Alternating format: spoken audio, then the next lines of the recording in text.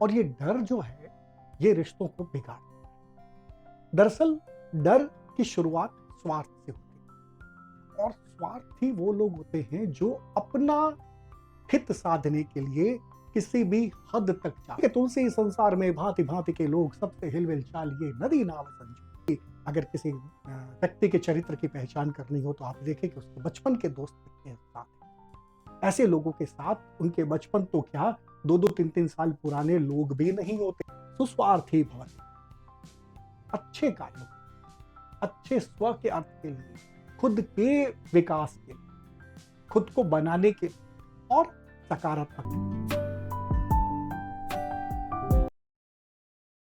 मित्रों, पिछले एपिसोड में हमने संबंधों की बात की थी, रिश्तों की बात की थी, मित्रता की बात की और कहीं न कहीं इन बातों के पीछे जो हमारा ध्येय था, वो आपको ये बताना था कि रिश्तों में जो प्रगाढ़ता है, वो परस्पर रहने पर मिलती है।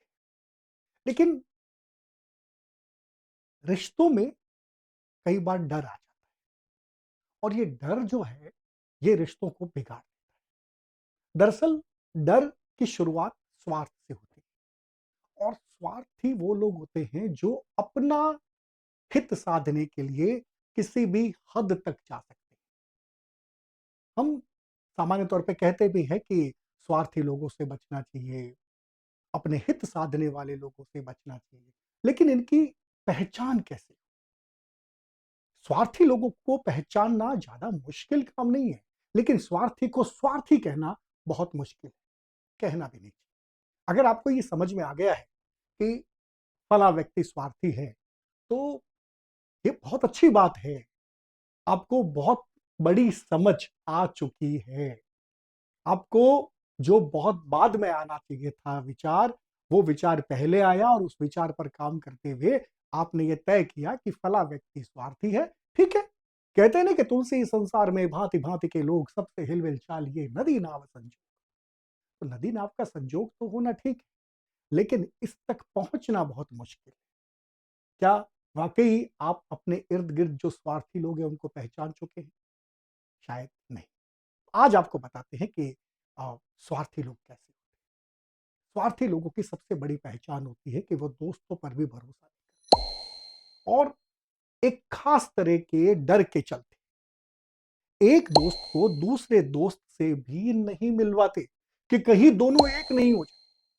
पहले तो स्वार्थी लोगों की पहचान यही है कि उनकी अपना अपना सर्कल अलग अलग होगा, उनके सर्किल में कॉमन फ्रेंड नहीं होगा।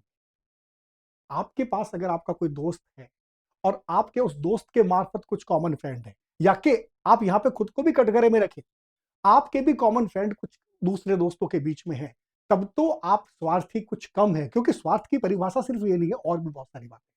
लेकिन अगर आपके कॉमन फ्रेंड नहीं है, एक दोस्त आपके पास जब आता है तो अपने दोस्तों की बात ही नहीं करता है, अपने दोस्तों के बारे में कुछ चर्चा नहीं करता, उनकी अच्छाइयां आपसे शेयर नहीं करता, तो इसका मतलब है कि वो डरावा है। किससे डरा हुआ है? आपसे डरा हुआ है। किससे डरा हुआ है? उस दोस्त से डरा हुआ है कि अगर दोनों दोस्त मिल गए तो शायद ये दोनों इतने प्रतिभावान हैं कि मैं कमतर साबित हो जाऊंगा। तो पहली बात तो ये है कि एक दोस्त जब अपने दूसरे दोस्त से किसी दोस्त को नहीं मिलवाता है तो एक डर का प्रकार सामने आता है और यहीं से स्वार्थ शुरू होता है कि कहीं प्रगाढ़ता ज्यादा नहीं हो जाए उन दोनों के बीच। ये लोग अपने वजूद से डरे हुए होते हैं। वजूद खो ना जाए, वजूद कम ना हो जाए और कहीं कहीं कुछ दरक नहीं जाए। ये स्वार्थ की दूसरी बड़ी पहचान। और तीसरी, एक जगह पर ये लोग टिकते नहीं, लगातार अपने सर्कल को बदलते रहेंगे, आगे से आगे निकलते रहेंगे। आज ये कल वो। अपन कहते हैं ना कि अगर किसी व्यक्ति के चरित्र की पहचान करनी हो तो आप देखें कि उसके बचपन के दोस्त कितने साथ हैं। ऐसे लोगों के साथ उनके बचपन तो क्या 2-2 3-3 साल पुराने लोग भी नहीं होते। वे तेजी से आगे बढ़ते हैं, जगह बदलते रहते हैं, क्योंकि वो जान जाते हैं अगर एक जगह पर रहे तो नुकसान हो सकता है। जबकि जो स्वार्थी है मित्रों, उसने तो अपना नुकसान सबसे पहले कर लिया है और वो नुकसान डर। डर अगर आपके पास है, अगर आपने डर को पाल लिया है, तो आप नुकसान की राह पर चल निकले हैं। जबकि स्वार्थी जो लोग होते हैं, वो इस डर को इतना ज्यादा पाल लेते हैं कि वो आशंकित रहते हैं, हर चीज से आशंकित रहते हैं। शायद ये मेरा कोई बुरा नहीं कर दे, शायद ये मेरे साथ कोई ऐसा नहीं कर दे जिससे मेरा अहित हो जाए, और इसके लिए वो दूसरे का अहित भी करते हैं। तीसरी पहचान जो स्वार्थियों की होती है, वो होती है डींगे हाँकने की। वो हर हाल में अपने आप को अपने सर्कल में बड़ा बनाने की कोशिश करते हैं। वो आपको बताएंगे कि वो किस तरह से बड़े हैं, उनके पास किस तरह की अप्रोच है, वो आर्थिक रूप से कितने ज्यादा समृद्ध हैं। ये डीगे जो होती है वो और ये जल्दी पकड़ में आ जाती है। ये जो चीज है वो बहुत जल्दी पकड़ में आ जाती है। लेकिन सबसे महत्वपूर्ण जो चीज होती है वो होती है कि वो अपने मित्रों के साथ भी पालतुओं जैसा व्यवहार। और मित्रों, दोस्ती के बीच में, रिश्तों के बीच में, संबंधों के बीच में पालतू नहीं पाले जाते। आपको बराबर पे रहना पड़ेगा, और यहीं पे व्यक्ति अपनी पहचान को रिवील सबसे जल्दी कर देता है। जैसे ही उसको लगता है कि ये मेरे पालतू हैं, तो आप अनुयायी पाल सकते हैं, आप अपने फॉलोवर बना सकते हैं, दोस्त नहीं। और खास तौर से ऐसे लोग इतने पजेसिव होते हैं कि अपने इस दंड फंद में, ये इस पे मुझे अविश्वास नहीं करना है, एक जगह पर नहीं टिकना है, आ, पालतू की तरह लोगों के साथ व्यवहार करना है, अंततः अकेले पड़ जाते हैं। और इतने अकेले पड़ जाते हैं कि उनके पास फिर कोई नहीं। मित्रों, अगर आप अच्छे हैं तो अच्छे लोगों से मिलें।